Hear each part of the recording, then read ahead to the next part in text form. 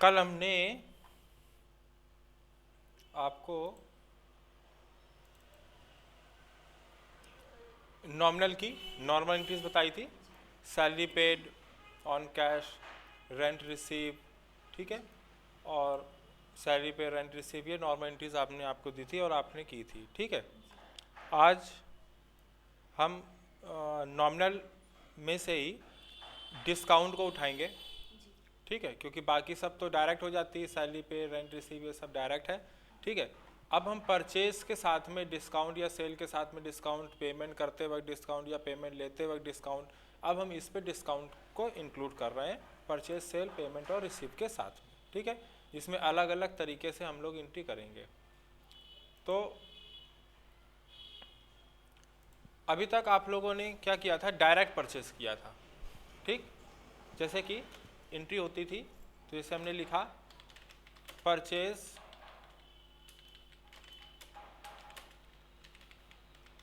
Goods, ठीक है, 1000, ठीक है, ऑन कैश, ऑन, अभी तय करते हैं ऑन कैश, अभी पूरा नहीं, ऑन कैश, ठीक। तो परचेज गुड्स 1000 ऑन कैश, अभी ये एंट्री होती थी। तो इसमें क्या, सामान आ रहा है और पैसा जा रहा है, तो परचेज कहाँ होगा, DR, और कैश कहाँ होगा, 2, ठीक है। तो कैश हमारा हो गया 2, ठीक। तो अब DR पहले आता है, तो आप लोगों ने यहाँ पे एंट्री की, हाँ, परचेज अकाउंट DR, ठीक, और 2 कैश अकाउंट। परचेज की वैल्यू 1000 और कैश की वैल्यू 1000। परचेज डेबिट हुआ है 1000 से और कैश चला गया 1000। मगर अब हम क्या कह रहे हैं, यही एंट्री है, ठीक। हम इसी में कह रहे हैं कि purchase goods 1000 on cash, on cash, on discount 5%। मतलब परचेज गुड्स कर रहे हैं 1000 का कैश के द्वारा, जिस पर क्या है 5% का डिस्काउंट है। अभी तक क्या होता था कि वही सामान, जब डिस्काउंट नहीं था तो सामान आता था कितनी कीमत का, 1000 कीमत का, और जो पैसा जाता था वो भी कितना जा रहा था, 1000 जा रहा था। अब यहाँ पे क्या है कि हम सामान खरीद रहे हैं, जो हम सामान खरीद रहे हैं वो कितनी कीमत का है, 1000 कीमत का। अब नगदी खरीद रहे हैं, सामान जो खरीद रहे हैं उसकी कीमत है 1000 की, ठीक, मगर 5% का छूट हो रहा है, तो 5% डिस्काउंट कितना हुआ 1000 का, 50 रुपी, 500 तो 50% हो गया, ठीक है। तो 5% डिस्काउंट 1000 का हुआ 50 रुपी, ठीक। तो इसका मतलब 50 रुपये हमें छूट मिल गई। खरीद कौन रहा है, खरीद कौन रहा है, हम ही खरीद रहे हैं, ठीक है। तो हमने जो सामान खरीदा वो 1000 कीमत का है, मगर 5% छूट हो गई। छूट ना होती तो हम 1000 रुपीज़ दे देते, मगर क्योंकि 5% डिस्काउंट है, मतलब 50 रुपये का डिस्काउंट हो रहा है, तो अब हम कैश कितना देंगे, अब हम कैश देंगे 950 रुपीज़। बात समझ में आ रहा है। तो सामान जो गुड्स आ रहा है वो 1000 कीमत का आ रहा है, कैश जो जा रहा है वो कितना जा रहा है 950 रुपये, और 50 रुपये का क्या हो गया, डिस्काउंट हो गया। अब बात समझ में आए। तो हम 1000 नहीं 950 रुपीज़ देंगे अब, क्योंकि 50 डिस्काउंट है। अब समझना यहाँ पे कि एंट्री को हम कैसे समझें। सामान पे आने जाने का रूल चलता है, तो हम सामान खरीद रहे हैं तो परचेज गुड्स, परचेज आ रहा है कि जा रहा है, परचेज आ रहा है, ठीक। तो परचेज DR में गया, ठीक। अच्छा, कैश आएगा कि जाएगा, कैश जाएगा, भाई सामान खरीद रहे हैं तो कैश जाएगा। अब बात करते हैं डिस्काउंट कहाँ जाएगा। सामान हम खरीद रहे हैं, डिस्काउंट हो रहा है, तो मेरे लिए ये डिस्काउंट प्रॉफिट है कि लॉस, हमारे लिए डिस्काउंट क्या है, ये प्रॉफिट है, अब प्रॉफिट डीआर होता है कि टू?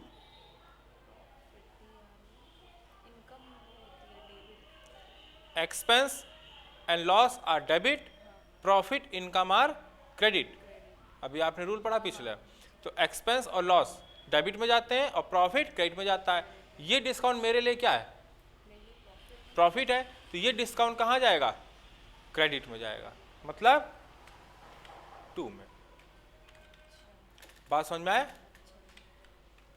ओके भाई, सामान आ रहा है तो सामान डेबिट, कैश आ रहा है कि जा रहा है? जा रहा है, तो क्रेडिट। डिस्काउंट प्रॉफिट हो रहा है हमारा, तो प्रॉफिट कहाँ जाता है? क्रेडिट पे जाता है। बात समझ में आए? ठीक। अब देखिए, अब एंट्री करते हैं।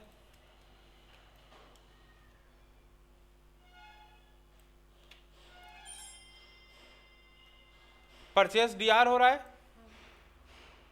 परचेज अकाउंट डेबिट कितने से? 1000 से। कैश टू हो रहा है, टू कैश अकाउंट, मगर कैश की वैल्यू कितनी होगी आपकी?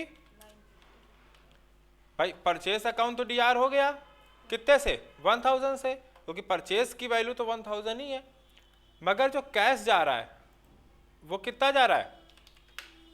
950। ठीक। और टू डिस्काउंट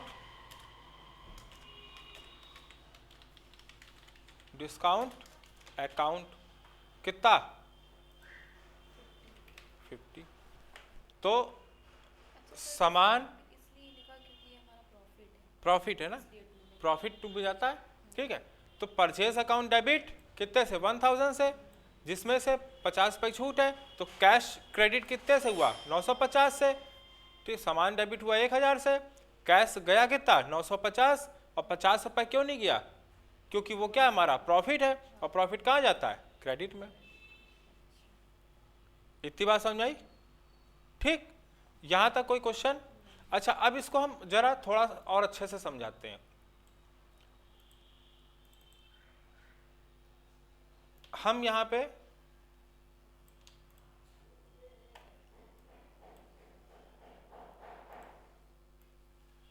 अगर हम ये कहते सामान को कैश पे खरीदा 1000, तो आपकी एंट्री क्या होती? यही होती। ठीक, purchase account debit to cash. अलग से समझा रहे हैं हम। अगर 1000 रुपए का सामान खरीदते तो आप परचेस अकाउंट डेबिट 1000 करते, कैश क्रेडिट कितने से करते? 1000 से। ठीक। अच्छा, उसके बाद सपोज ये समझाने के लिए देख हम समझा रहे हैं कि अगर इसका मतलब क्या हुआ, हमने नगद सामान खरीदा, तो सामान हमने डेबिट कितने का किया? 1000 का, और हमने उसको कैश कितना दे दिया? 1000 का दे दिया। फिर हमने कहा भैया कुछ छोड़ दो, उसने हमको 50 रुपए डिस्काउंट के रूप में वापस कर दिए। ठीक, अब हम डिस्काउंट ले रहे हैं, तो कैश मेरे पास आया, तो कैश कहाँ जाएगा? डेबिट में। और टू डिस्काउंट कितना ले रहे हैं पैसा हम? 50। अब बात समझिए, अब समझाने के लिए दूसरा तरीका, सामान खरीदा 1000 का, तो 1000 का सामान क्या किया हमने? डेबिट कर लिया। भाई सामान आया 1000 कीमत का, वो डेबिट हो गया, और पैसा मेरे पास से कितना गया? 1000 रुपये हमने दे दिया। फिर हमने कहा भैया कुछ दे दो, छोड़ दो, तो हमने उससे 50 रुपये वापस ले लिए। तो 50 रुपये कैश डेबिट कर लिया, मेरे पास आ गया ना, कैश कुछ है नहीं, तो प्रॉफिट का पार्ट है, तो टू डिस्काउंट। अलग अलग करने के ये मतलब, तो सामान आया 1000 कीमत का, पैसा गया था 1000, फिर 50 रुपये हमने क्या कर लिया? डेबिट कर लिया, ले लिया डिस्काउंट के रूप में। अब इस एंट्री को, ये जो अलग अलग है, इसको अगर मिक्स कर दिया जाए तो ये वाली एंट्री बन जाएगी। मतलब 1000 नगद खरीदने की, 1000 नगद खरीदने की एंट्री और 50 रुपये डिस्काउंट के रूप में पैसा वापस लेने की एंट्री, दोनों को मिक्स कर दें तो ये वाली पहली वाली एंट्री बन जाएगी, जो कि एक एंट्री लिखी गई है कि भाई 1000 का सामान खरीद रहे हैं, 5% डिस्काउंट हो रहा है। अब देख कैसे, सामान डेबिट हुआ 1000 से, सामान डेबिट हुआ 1000 से, ठीक। कैश क्रेडिट कितने से हुआ, 1000 से, और कैश डेबिट हो गया 50 रुपये से। तो 1000 कैश गया, फिर 50 रुपये आ गया, तो टोटल कितना हो गया, 950। भाई 1000 से कैश क्रेडिट है और 50 रुपये से डेबिट है, तो 950 का ही तो कैश बचा, और 2 डिस्काउंट 50, 2 डिस्काउंट 50, तो ये कैश 1000 से क्रेडिट और ये कैश 50 से डेबिट, ये दोनों आपस में माइनस हो गए, तो 950 आया, और 50 रुपये ये हो गया। तो भाई ये वेरिएबल परचेस का है, ये अलग है, ये कैश और कैश सेम है, तो दोनों आपस में D R C R minus हो जाएंगे, फिर ये डिस्काउंट, तो यही एंट्री बनी। तो अलग अलग देखो समझाने के लिए था, और एक में कर दिया तो क्या हुआ, यही हुआ कि परचेस अकाउंट डेबिट हुआ 1000 से, 5% छूट है, मतलब 50 रुपये छूट है, तो कैश कितना गया 950, और 50 रुपये क्यों नहीं दिया हमने, क्योंकि वो मेरा डिस्काउंट है, मतलब प्रॉफिट है, मैं डिस्काउंट तो है मगर कौन वाला, प्रॉफिट वाला, इसलिए प्रॉफिट कहाँ जाता है 2 में, ठीक, क्योंकि डिस्काउंट पे आने जाने का रूल नहीं चलेगा, एक्सपेंस एंड प्रॉफिट का रूल चलेगा। सामान पे आने जाने, अगर कैश पे आने जाने का, सामानों पे चलता आने जाने का रूल, सामान पे आने जाने का रूल, व्यक्ति पे प्राप्त करने वाला या देने वाला, रिसीवर गिवर का रूल, ठीक है। तो रियल पे क्या है, सामान पे रियल कम्स एंड गोस का, ठीक है, और पर्सनल पे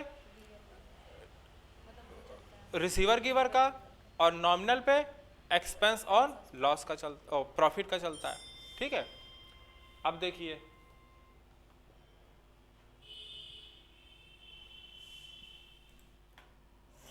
तो अब इसको हटा देते हैं, ठीक, तो ये एंट्री बन गई। अब इसी तरीके से बात करते हैं सेल का, ठीक, जैसे कि सेल की एंट्री है, हमने कहा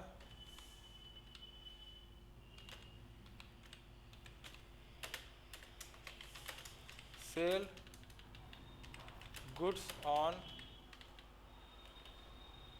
कैश 6000, ठीक। तो नॉर्मल ये किसकी एंट्री है, नॉर्मल के गुड्स सेल की, कैश, ठीक। तो आप क्या करोगे, सेल जा रहा है तो सेल कहाँ होगा 2 में,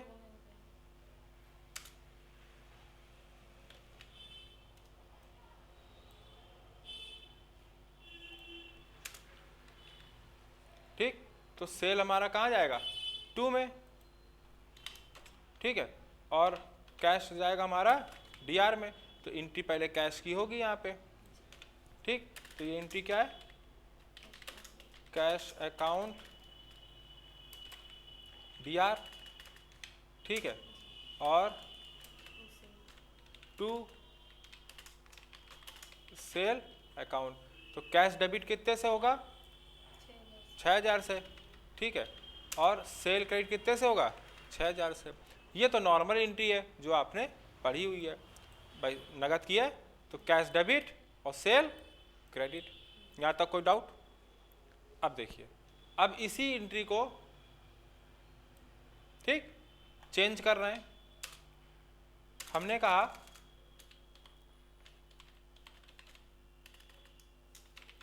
सेल गुड्स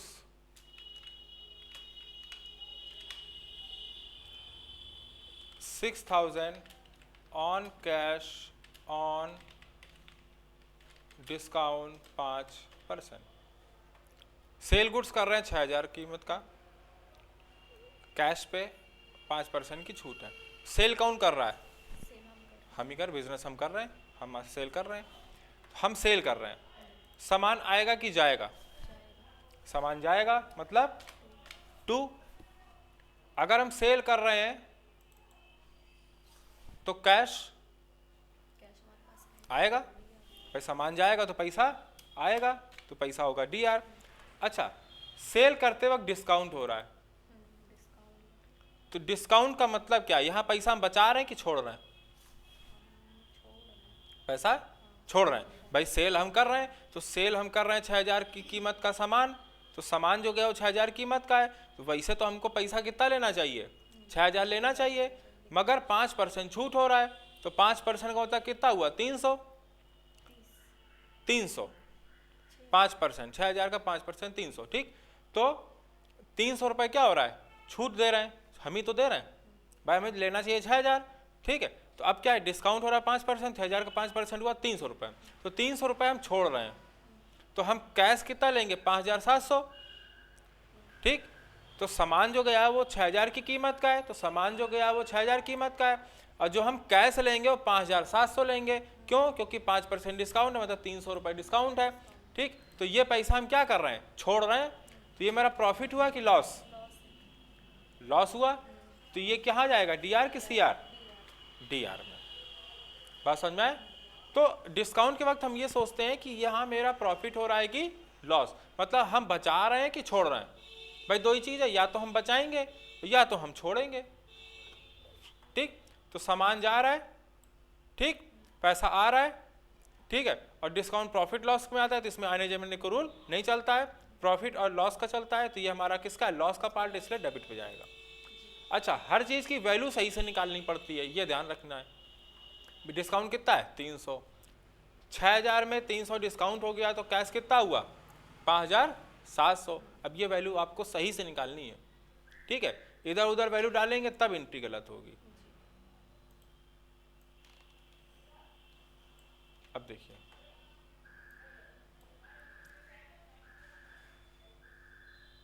कैश डेबिट पहले लिख लेते हैं, डेबिट कैश, तो कैश अकाउंट डेबिट, कैश कितने से डेबिट हो रहा है? 5,700। अगर हम कैश 6,000 ले लेंगे तो फिर डिस्काउंट कहाँ हुआ? भाई कैश अगर हमने 6,000 ले लिया, भाई 6,000 का सामान 6,000 कैश ले लिया, तो फिर डिस्काउंट हुआ कहाँ फिर? ठीक, हाँ हाँ। तो कैश कितना आ रहा है? 5,700, ठीक। और जो सेल जा रही है वो 6,000 की जा रही। अब बात फंसी कि 300 का क्या हुआ? बात समझ में आए? तो 300 का हुआ डिस्काउंट,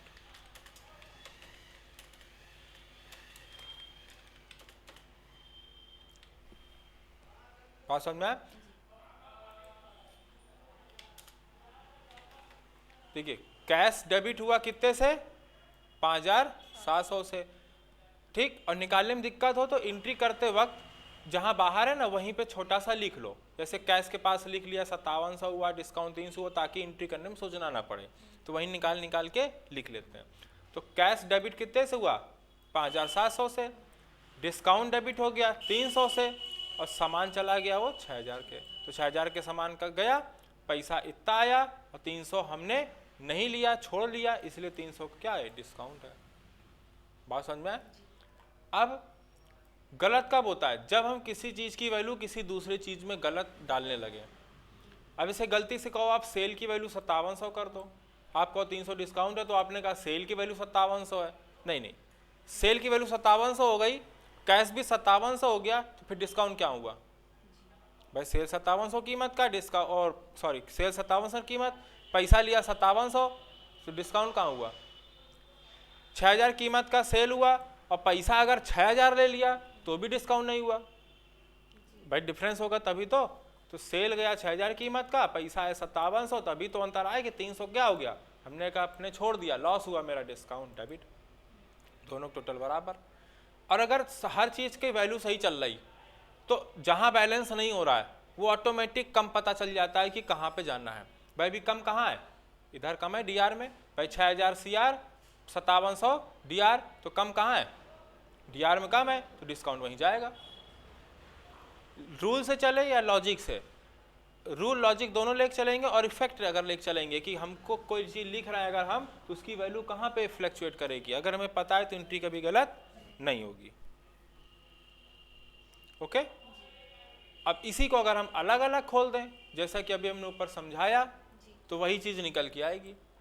सामान गया 6,000 का, पैसा लिया 6,000, फिर दूसरी एंट्री में हम क्या करेंगे, पैसा दे देंगे डिस्काउंट के रूप में, दोनों को सबको माइनस करेंगे तो रिजल्ट हमारा उसी तरीके से निकल के आएगा। बात समझ में आए? ठीक है, तो अब इसको आप एज अ एग्जाम्पल नोट कर लो। ये वाला पता ही है, पहला वाला तो मालूम ही है, ये वाला नोट कर लो, ये वाला, हाँ ये वाला और ये वाला।